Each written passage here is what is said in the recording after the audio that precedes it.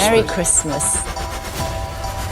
দুনিয়ার সবচেয়ে বড় উৎসব এটা এতটাই বড় একটি ফেস্টিভ্যাল যে মুসলমানদের ঈদগুলো মিলিয়ে যত টাকার 10 বছরে উপার্জন হয় তার চেয়েও বেশি টাকা শুধু এক বছরে ক্রিসমাস থেকেই উপার্জিত হয়। কিন্তু প্রশ্ন হল, আসলে ক্রিসমাস কেন উদযাপন করা হয়? কারণ আজ বিশ্বের সবচেয়ে বড় ধর্ম খ্রিস্ট ধর্মের অনুসারীরা মনে করে ঠিক এই দিন 25 ডিসেম্বর যীশু খ্রিস্ট অর্থাৎ ঈসা আলাইসাল্লাম জন্মগ্রহণ করেছিলেন।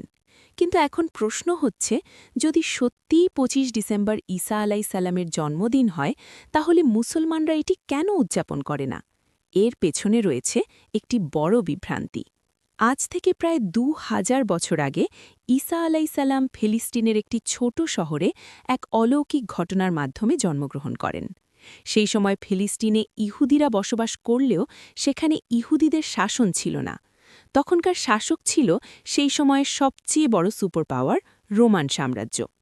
যখন রোমান সাম্রাজ্য তার ক্ষমতার চূড়ায় ছিল তখনকার শাসকের নাম ছিল সিজার আগাস্টাস। তিনি ছিলেন রোমান সাম্রাজ্যের সবচেয়ে শক্তিশালী সম্রাট।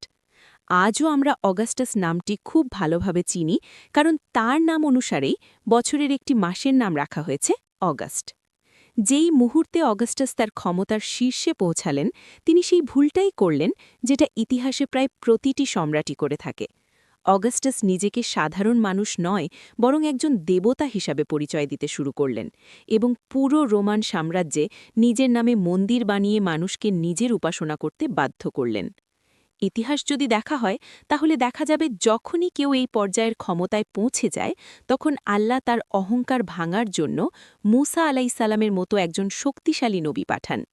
ঠিক সেই সিজার আগাস্টাসের যুগেই ঈসা আলাইসাল্লামের জন্ম হয়। তিনি রোমান সাম্রাজ্যের অধীন ফিলিস্তিনে ইহুদিদের মাঝেই বেড়ে ওঠেন। কিন্তু ছোটবেলা থেকেই ঈসা আলাইসাল্লাম তার সমবয়সী অন্য সাধারণ শিশুদের থেকে একেবারেই ভিন্ন ছিলেন।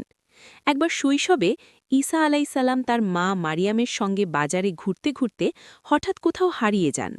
অনেক খোঁজাখুঁজির পরও তাকে পুরো